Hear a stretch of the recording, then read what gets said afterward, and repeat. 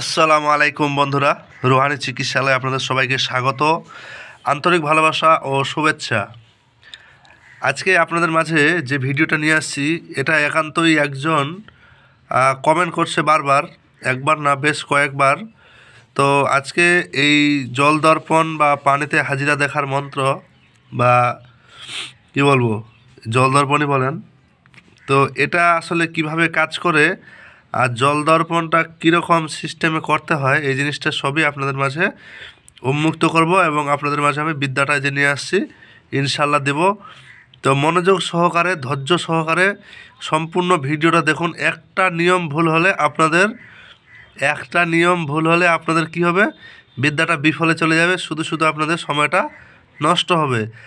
আপনারা বিদ্যা নিয়ে যদি কাজেই না খাটাতে পারেন তাহলে ভিডিও দেখে আপনাদের লাভ নাই, আর আমারও ভিডিও দিয়ে কোনো লাভ নাই। কথা বুঝতে পারছেন? শুধু শুধু আপনাদের মাঝে সময় নষ্ট করিয়ে আমার কোনো কি বলবো দরকার নাই। কথা বুঝতে পারছেন?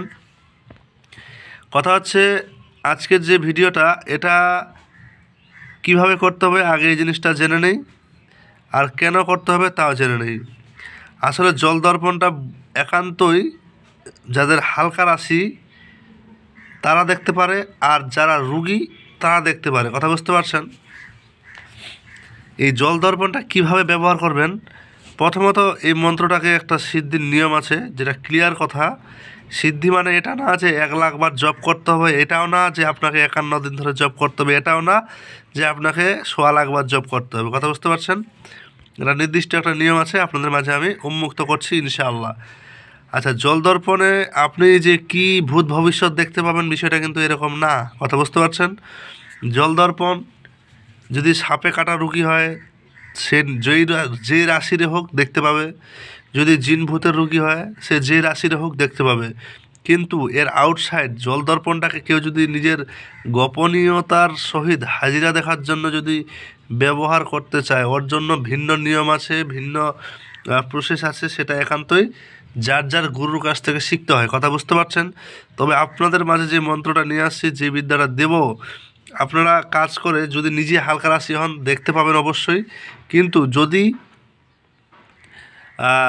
হালকা রাশি না হন তাহলে রোগী দেখতে পাবে। কথা সোজা, ঠিক আছে?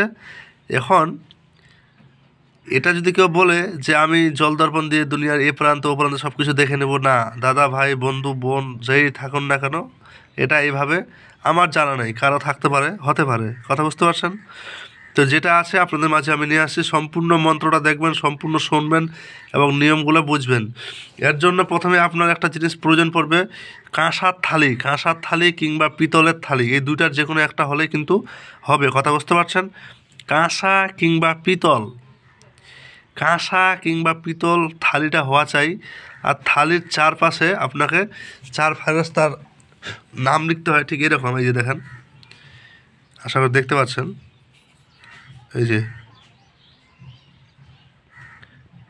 আশা করি দেখতে পাচ্ছেন, এই যে দেখেন, এটা আমার একটা বাটি। তো আপনারা থালা নেবেন, এইটা ব্যবহার করার জন্য থালা লাগবে। তো একান্তই থালার উপর এরকম 4 কোণে 4টা ফেরেশতার নাম লিখবেন। লেখার পর আপনার কাজ কি, সেই থালাটাকে আপনার সামনে রেখে 3 রকমের মিষ্টি, 3টা ফুল, 3টা আগরবাতি জ্বালিয়ে আপনার গুরুমন্ত্র জপ করতে হবে। গুরুমন্ত্র বলতে কি বোঝায়, আপনি গুরুর কাছ থেকে শিক্ষা দীক্ষা পেয়েছেন এমন কোনো মন্ত্র, যদি ওটা না থাকে তাহলে আপনাদেরকে বলে দিই, আপনারা মুসলিম হলে দরুদ শরীফ 51 বার পরে নেবেন, থালাতে দিয়ে ফু দেবেন, দিয়ে আপনারা সেই ভোগটা পরবর্তী নিয়ে গিয়ে কোনো একটা জলাশয় বা আর কোনো জায়গায় রেখে আসবেন। কথা বুঝতে পারছেন? আপনাদেরকে মন গড়া কাহিনী বলে দিচ্ছি, বিষয়টা এমন না। আপনারা কাজ করতে চাইলে কাজে যাতে ফলাফল নিশ্চিত হয়, আর নিয়মে কাজ করলে ফলাফল হবে, এটাই স্বাভাবিক। কথা বুঝতে পারছেন? প্রথম স্টেপে এটা করতে হবে। দ্বিতীয় স্টেপে কি লাগবে, আপনার যখন হাজিরা দেখা শুরু করবেন তখন আপনার 3টা তুলসী পাতা লাগবে এবং ওই থালা ভর্তি পানি লাগবে বা জল লাগবে। কথা বুঝতে পারছেন? এবার এই থালা ভর্তি পানি এবং জলের মধ্যে কি করতে হবে, মন্ত্রটা পড়তে হবে। এবার কয়বার পড়বেন আর কিভাবে পড়বেন এবার বিষয়টা শুনেন। তার আগে আমি ভিডিওটার মূল অংশে যাওয়ার আগে একটা কথা বলে নেই, একান্তই যদি আমার চ্যানেলটাতে নতুন হন, কথা বুঝেন, নতুন হলে সাবস্ক্রাইব করবেন, কারণ আমার এই চ্যানেলে তন্ত্রমন্ত্র যন্ত্র তাবিজ কবজ দোয়া কালাম গাছগাছড়া বিভিন্ন বিষয়ে উপর আমি ভিডিও নিয়ে আসি, একেবারে 100% কার্যকারী এবং ফলদায়ক বিদ্যা। আপনারা একান্তই কাজ করে 100% রেজাল্ট পাবেন, এতটুকুই আপনাদের জন্য বলে রাখি। এবার দ্বিতীয় কথা হচ্ছে কি, এই চ্যানেলে যে জিনিসগুলো পাওয়া যায় সবগুলোই কার্যকারী, তবে কিছু জিনিসের ব্যতিক্রম থাকলে আমি জিনিসটা বলে দিই যে এটা এরকমভাবে আপনাদের অর্জন করতে হবে। অনেকেই আমার ভিডিওতে বিদ্যাগুলো নিয়ে ফলাফল পেয়েছে, অনেকেই আমাকে জানিয়েছে। এটা আপনাদের মাঝে আমি রিভিউ আকারে দেখাতে পারি না, এর কারণ হচ্ছে কি, আমি সরাসরি ডাইরেক্ট ভিডিও করি, আমি এরকম ভিডিও দেখাতে পারি না, আর কারো গোপনীয়তা প্রকাশ করাটা আমার পক্ষে সম্ভব না। তবে কিছু কিছু কথা আমি আপনাদের মাঝে উন্মুক্ত করে দেই। তো মন্ত্রটা আগে শোনেন। একে পুড়ে চাল, দুয়ে পুড়ে আচাল, তিন পুড়ে তিন কোণ পৃথিবী, চার পুড়ে চতুর্ভুজ নারায়ণ, পাঁচে পুড়ে পাঁচ ভাই পাণ্ডব, ছয়ে পুড়ে গঙ্গা সাগর। এখন কেউ যদি বলে গঙ্গা তো সাগর নাই, গঙ্গা নদী, এটা ভাই মন্ত্রের ভাষা, কথা বুঝে গেছে। সাত পুড়ে শত স্কন্দ রাবণ, আটে পুড়ে 10 কোণ পৃথিবী।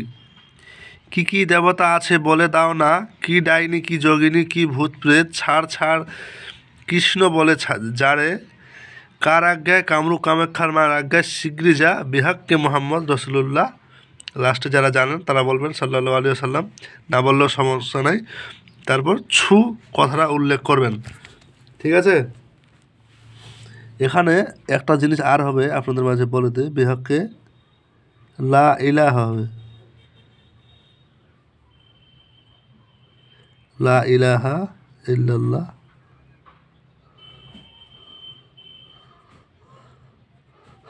মুহাম্মদ রসুল্লাহ ছু, কথা বুঝতে পারছেন। তো যাই হোক, এগুলা কাজের জিনিস, যার কারণে আপনাদের মাঝে আমি লিখতে গিয়েও হয়তো তাড়াহুড়ায় কয়েকটা জিনিস ছাড়া পড়ছিল।